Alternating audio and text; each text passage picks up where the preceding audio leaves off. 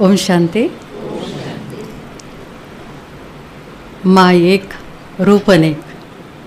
कल जो हमने जगदम्बा को सुना और बाकी 9 देवियों को भी दीदी जी से जो अवलोकन उन्होंने कराया वो भी सुना।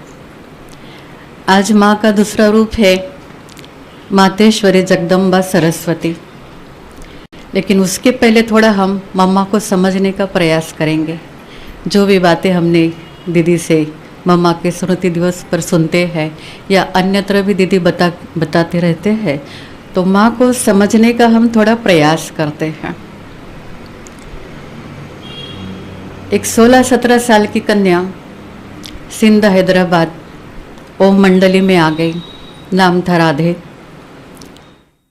जैसे बाबा के पास आ गई, बाबा की दिव्य दृष्टि और थोड़ा सा ज्ञान मिला और मम्मा के थोड़े ही समय में मम्मा के वो ओरिजिनल गुण और कलाओं आकार लेने लग गई। मम्मा वैसी बनने लग गई। थोड़े में ही मम्मा ऐसी बनने लग गई। फिर ओम की ध्वनि होती थी, आत्मिक स्वरूप में रहते थे, तब मम्मा राधे से ओम राधे बन गई। नाम मम्मा का दूसरा चेंज हो गया। माँ की परख नजर ऐसी थी कि उन्होंने तुरंत पहचान लिया कि साकार में ही निराकार शक्ति का प्रवेश है। और ये बात मम्मा आखिरी तक कभी नहीं भूली, उसी के साथ चली। मम्मा विद्या की देवी कहलाती, लेकिन परम विद्यार्थिनी भी थी। कहते मम्मा के जीवन में कभी मुरली मिस नहीं हुई। और मम्मा का ज्ञान जो हम सुनते और बड़ों से भी सुना है कि ज्ञान ऐसे सुनाती थी, वो ज्ञान का ओज, वो प्रभाव जैसे अंदर तक पहुंचता था। बाबा की वाणी तो हम भी सुनते थे, लेकिन मम्मा बाबा के वाणी को ऐसे सुनाती थी जैसे उन्होंने घोट घोट कर पी लिया हो, चबा चबा कर खा लिया हो। इस तरह से मम्मा के वाणी का प्रभाव रहता था। मम्मा बाबा की बहुत आज्ञाकारी बच्ची थी। बाबा ने जो कहा, हाँ जी बाबा। बाबा का हर वचन सर माथे पर। कहती हुक्मी हुक्म चलाए रहा है, टरे न टरे, मना टाल नहीं सकते। इस तरह से बाबा के वचनों को मम्मा उठाते थे। मम्मा बहुत आज्ञाकारी थी।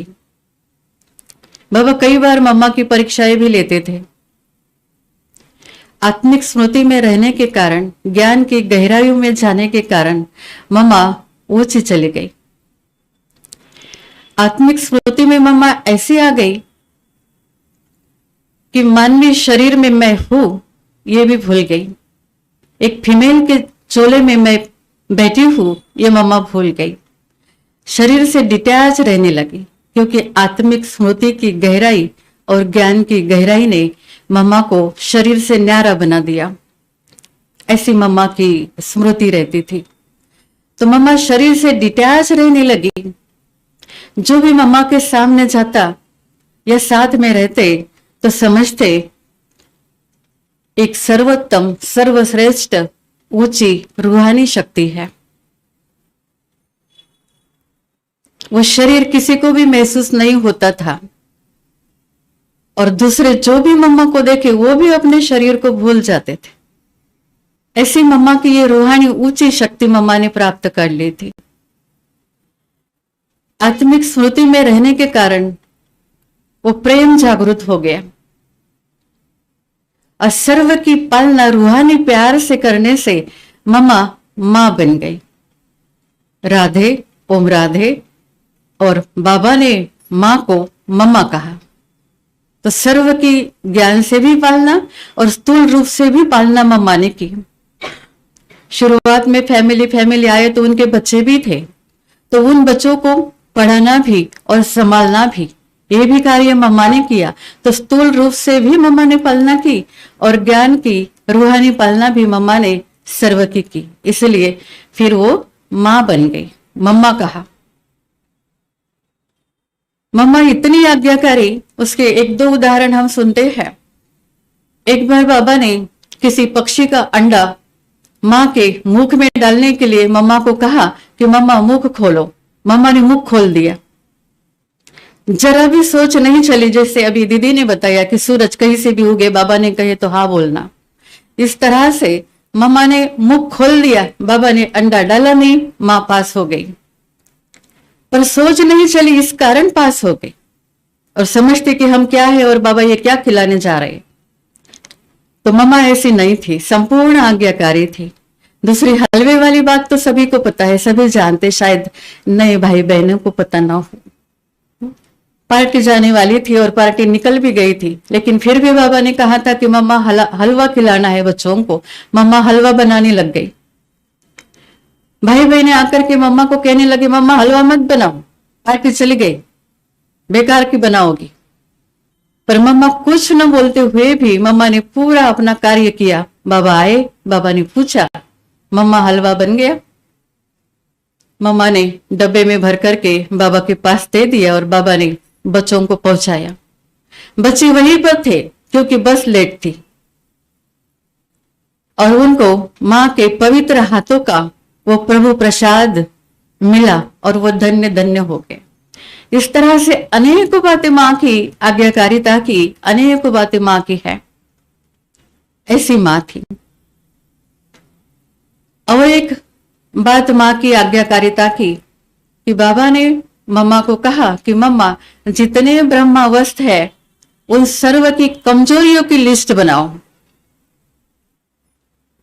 अभी बाबा ऐसे तो कभी कहते नहीं ना कि कमजोरी को देखो, लेकिन बाबा ने मम्मा को यह कार्य दिया कि सभी के कमजोरियों को लिस्ट बनाओ और फिर क्लास में सुनाओ। पर मम्मा तो हंसवाहिनी थी, कमलवासिनी थी, माना संपूर्ण पवित्रता से कार्य करने वाली थी। निर्णय करना और परखना ये खूबी थी मां की। मम्मा ने जब सुनाने का समय आया तो मम्मा ने एक एक बच्चे का नाम लेकर इतनी विशेषताएं बताई, इतनी विशेषताएं बताई और एक छोटी सी गलती बताई। उसके कारण सभी बच्चे इतने खुश हो गए कि मम्मा ने हमको ये कहा, हमारे अंदर ये विशेषता है, तो नहीं भी थी तो भरने लग गए और जो कमजोरी थी वो तुरंत निकालने की कोशिश करने लग गए।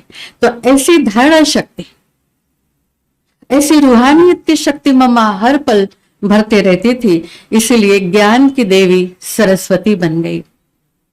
बाबा ने ही मम्मा को टाइटल, संपूर्ण टाइटल दिया था, शिववंशी ब्रह्मा कुमारी मातेश्वरी जगदम्बा सरस्वती।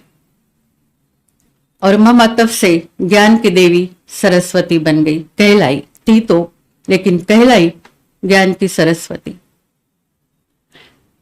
मम्मा का शरीर से डिटैच रहने का और आत्मिक स्वरूप में रहने का, वो प्रेम से पालना देने का सभी भाई बहनों को ऐसे एहसास होता था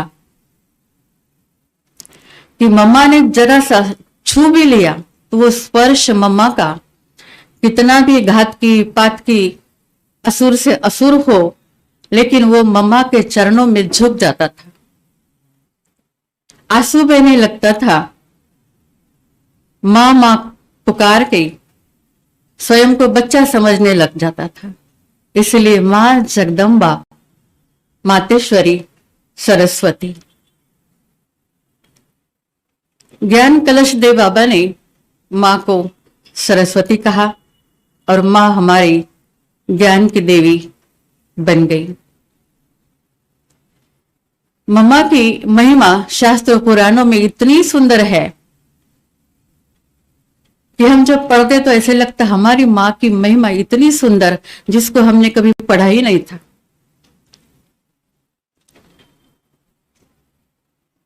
साधक, ऋषि मुनि, विद्वान, पंडित मां के लिए कहते श्वेत वस्त्र धारिणी, मां सरस्वती के लिए श्वेत चंदन धारिणी, श्वेत श्वेतेश्वरी, श्वेत पद्मासना।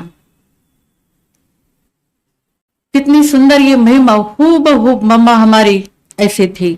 श्वेत वस्त्र धारिणी मम्मा ने आत्मिक स्मृति के अलावा दूसरी स्मृति कभी रखी ही नहीं। आत्मा श्वेत है, शरीर से डिटैच अर्थात सूक्ष्म शरीर वो भी श्वेत है। इसलिए श्वेत वस्त्र धारिणी हमारी मां सरस्वती। चंदन, श्वेत चंदन धारिणी। श्वेत उसको कहा जाता जो सर्वगुण संपन्न है। हमारी मां मम्मा ज्ञान मुहूर्त, योग मुहूर्त, तपस्वी मुहूर्त, हर प्रकार से बल से परिपूर्ण। भक्त कहते 64 कला 32 गुण, मां सब में निपुण थी, नंबर 1 थी मातेश्वरी सरस्वती। मां ने केवल अपने लिए नहीं लेकिन हमें भी ज्ञान और योग सिखाकर हम ब्राह्मणों का जीवन भी चंदन जैसे सुगंधित बनाया। इसलिए श्वेत चंदन धारिणी, श्वेत श्वेतेश्वरी। मां का जीवन, मम्मा सरस्वती का जीवन संपूर्ण पारदर्शी था। इसलिए स्फटिक की माला, हंस का वाहन, इतना पारदर्शी, जीवन का सही अर्थ समझ लिया था। जीव नहीं हूं, शरीर नहीं हूं। और इसी कारण मम्मा ने मृत्यु पर भी विजय प्राप्त कर लिया। मम्मा विजयी बन गई। श्वेत पद्मासना मम्मा ने, मातेश्वरी सरस्वती ने बाबा के आगे अपनी मन, बुद्धि, वृत्ति, दृष्टि, संस्कार, समय, संकल्प, श्वास सब कुछ समर्पण कर दिया था और बाप समान संपूर्ण बन गई, श्वेत बन गई अर्थात फरिश्ता श्वेत। तो मां संपूर्ण बन गई तो कमल मन श्वेत पद्मासना। ये सुंदर महिमा मम्मा की सुनी तो आश्चर्य हुआ कि इतनी सारी महिमा हमारी मां की, हम उनके बच्चे। कहते घर में मां अगर शिक्षित हो तो परिवार पूरा सुशिक्षित हो जाता है। और हम कितने भाग्यशाली बच्चे हैं कि हमारी मां ही विद्या की देवी है, सारे संसार को ज्ञान प्राप्त कराने वाली है। भक्त आराधना करते, साधना करते, अनेकों सिद्धियां प्राप्त करते।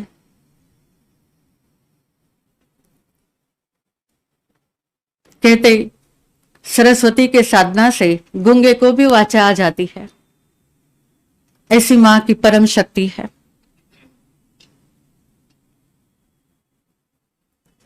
ज्ञान विनावादिनी अर्थात सारे संशयों का निराकरण करने वाली, स्वरूप बोधिनी, स्व का बोध करा करके समझदार बनाने वाली। जब आत्मा समझे तो हम समझदार ही बन जाए, ऐसे स्वरूप बोधिनी। ऐसी मां साहित्य, कला, संगीत की अधिष्ठात्री, सप्त सुरों को प्रदान करने वाली। ये 2 उदाहरण हमारे पास हमने देख रहे हैं और देखते भी हैं। जैसे अपने मधुबन निवासी सतीश भाई जी, इतना सारा गीतों का भंडार उन्होंने, जैसी मां सरस्वती जीवा पर है, वैसे जगदीश भाई जी जिनका इतना साहित्य उन्होंने रचा हुआ है।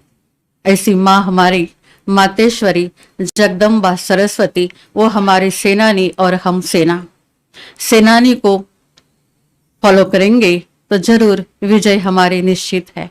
ऐसे सरस्वती रूप को हम शत शत नमन करते हैं।